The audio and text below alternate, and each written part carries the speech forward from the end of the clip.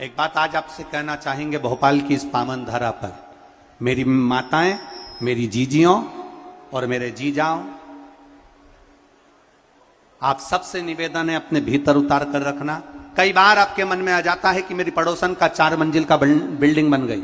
कई बार आपके मन में आ जाता है मेरी पड़ोसन के दोनों बेटों की सरकारी नौकरी लग गई।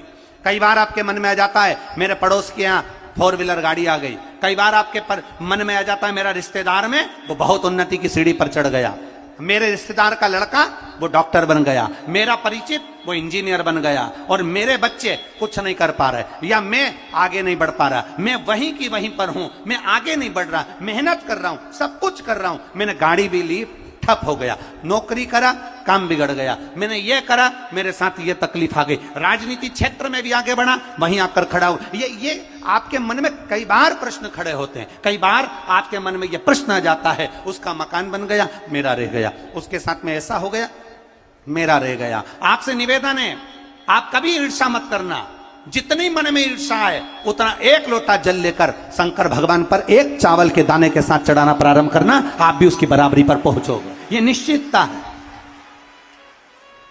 आप भी चावल का 1 दाना लेकर, आप भी 1 बेलपत्र लेकर, अगर बेलपत्र नहीं है तो शंकर भगवान की बेलपत्र उठाकर शिव पर चढ़ाना प्रारंभ करना। इस बेलपत्र को चढ़ाने के तरीके बहुत हैं, अलग अलग तरीके से बेलपत्र चढ़ाई जाती है, बहुत ध्यान देना।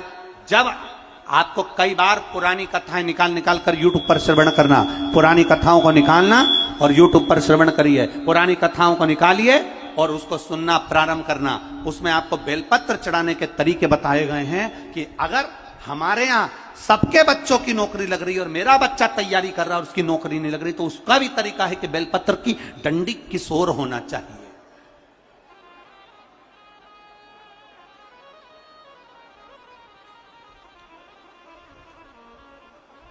किसी ने ये प्रश्न पर लोग ऑब्जेक्शन लेने वाले ले लेते हैं, कई लोगों को जो ईर्ष्या होती है तो वो कह भी देते हैं, अरे सियोर वाले महाराज का बनाया हुआ होगा, बेलपत्र तो बेलपत्र कहीं से भी चढ़ा दो। तो हमारा निवेदन है, खीर में और रोटी में अंतर होता है। रोटी को तोड़कर सब्जी से मुंह में खाया जाता है। अब किसी ने कहा बेलपत्र तो बेलपत्र कैसे भी चढ़ा दो, तो निवेदन है, खीर में रोटी में अंतर है।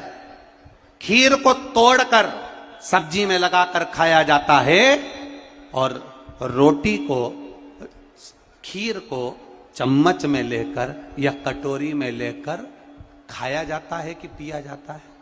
बोलो बोलो, जम के बोलो, पिया जाता है। अब आपने तो कह दिया थाली में रखा सारा सामान एक जैसा है, अचार भी थाली में रखा है, सब्जी भी रखी है, दाल भी रखी है, खीर भी रखी है, अमरस भी रखा है, सबका खाने का तरीका अलग है। उसी तरह बेलपत्र को चढ़ाने का तरीका भी अलग है। आपको लगा मैंने बहुत मेहनत करी पर मेरा मकान नहीं बन पाया, बहुत मेहनत करी, उसमें बेलपत्री चढ़ाने का तरीका अलग है।